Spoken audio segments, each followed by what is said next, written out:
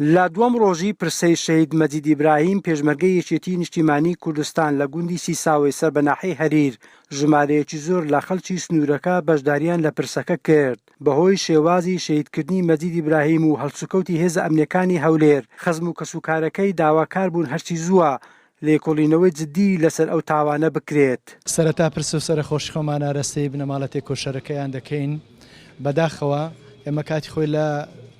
سەردەمی شۆڕشدا لە سرودەکانماندا دەمانگوت ئەی بەندی خانە تۆ باش بزانە دەتکەینە جێگای گوڵ و ڕێحانە بەڵام بەداخەوە ئێستا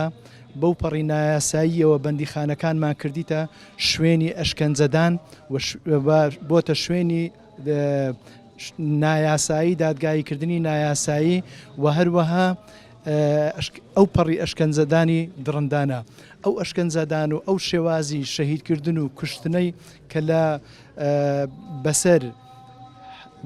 هەڤاڵمان کاک مەجید ئیبراهیم هەروتی هات سەردەمەکانی بەعسمان بیردەخاتەوە کە بەبێ دادگاییکردن خەڵکیان دەکوشت و لەژێر ئەشکەنجەداندا. هێزێکی دژە تیرۆر و ئاسایشی سەر بە پارتی دموکراتی کوردستان هێرشیان کردە سەر ماڵی هەڤاڵ مەجید کە پێشمەرگەیەکی تێکۆشەری یەکێتی نیشتیمانی کوردستان بوو لە لیوان تایبەتەکانی بەڕێز کاکۆسرەت بەداخەوە نەکرد ئەو پیاویان گرت و ئەزیەتیان نەبەڵکو و ماڵەکەشیان تاڵان کرد و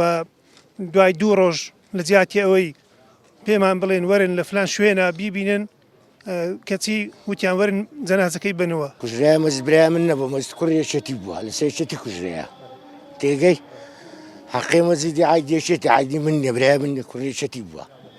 هەتا ماشین لەو ڕێبازەی لاندنی گەرامش بکوژری تێگەی داواکاریم لە یەکێتیە ئەو داواکاریم لە هەموو یەکێتیە حەقی و کابرایەوە دیار بێخداغوا و کابرای لە سوەلایەتیە ئەوە نەبووە بە شەوشێت و کابرای بێ بەبێ قەید و شەرت نەتاقی لێ بکەیت نە ئاگداری بکەیەوە ئەوە چی لێ نەگیرات و نەوەش.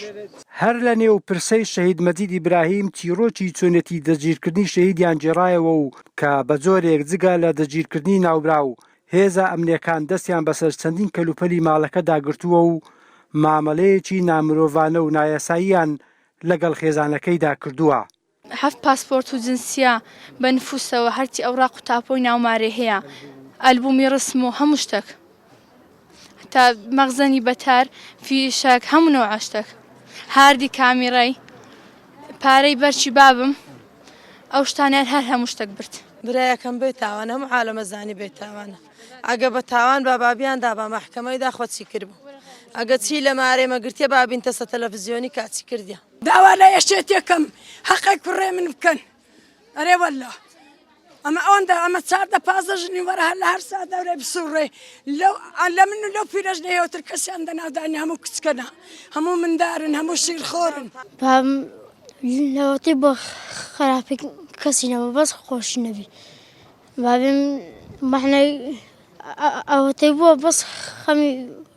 لەمە خواردێکە گەورە من دەبین چن لێبێ. شەهید مەجید ئیبراهیم لە ساڵی 1970 لە گوندی سیساوی سەر بە شارۆچکەی هەریر لەدایک بووە و خێزاندارە و خاوەنی 5 منداڵە یەکێکە لە پێشمەرگەکانی هێزەکانی هەفتە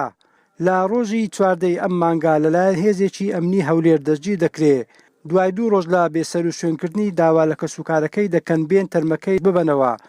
گوایە لە زیندان خۆی خنکاندووە. ئەو دەنگۆیەش لەلایەن کەسوکارەکەی و لێپستراوانی یەکێتی نیشتیمانی کوردستان ڕەت دەکرێتەوە و